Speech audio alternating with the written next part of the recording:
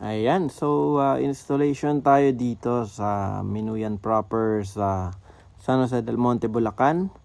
So ito yung ating mga ini-install na rails, tapos ito yung ating mga panel, no. So napaka-limited lang ng space nito. Ang magkakasya lang is nasa 7 panels, no. 7 lang yung kasya kasi napakaliit lang ng space ng bubong. So ito yung ating unit sa baba, no. Ayan, ito ay portable ESS, no, or portable na energy smart storage, no. Ayan, nakikita nyo, ito na, kabit na siya, may automatic transfer switch. Ayan, isa lang kasi yung PV input nito, no, isa lang yung input ng solar panel. So yun nga, hanggang 7 lang rin talaga yung may lalagay natin base sa datasheet, no. So kagandahan dito guys, nakalagay na ito yung battery, display niya, ito. Ayan, so may 11 ampere na pumapasok from the solar panel.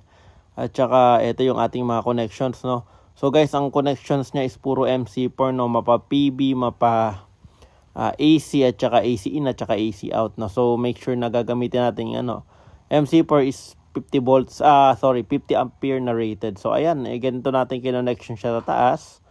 Ayan, nakikita nyo kung paano siya nakakonect. Tapos eto na yung ating nung nakakabit na lahat, no. So ayan, nakikita nyo. So ngayon, kini-cleaning na lang natin, nililinis na lang natin, tinatanggal yung mga gamit, or tinatabi na natin yung mga gamit na hindi na kailangan dito, no. So ayun, as much as possible nakatago yung wires, naka-flexible hose.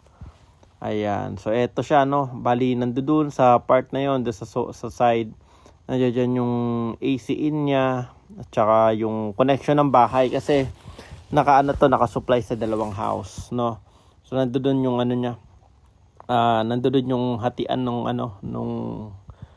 wires or yung kuryente papunta doon sa other house, no. So eto, na parameters ko na rin naman nito. So ayan, di ko na lang na video kanina. So ayan, eto yung itsura ng kanyang display.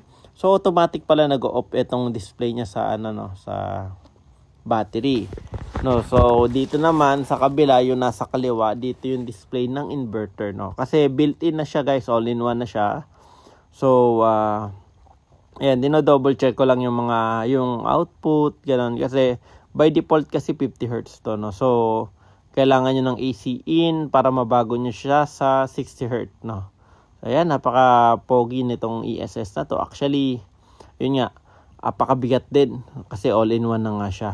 So ayan guys, pag gusto nyo magpa-install, no, nakikita nyo naman napakaayos ng system natin. So kung gusto nyo magpa-install ng ganito, Avcon Smart Avcon ESS, no. So pwede nyo kaming i-PM or text or call dito sa number sa screen. At saka ayan guys, maraming salamat po.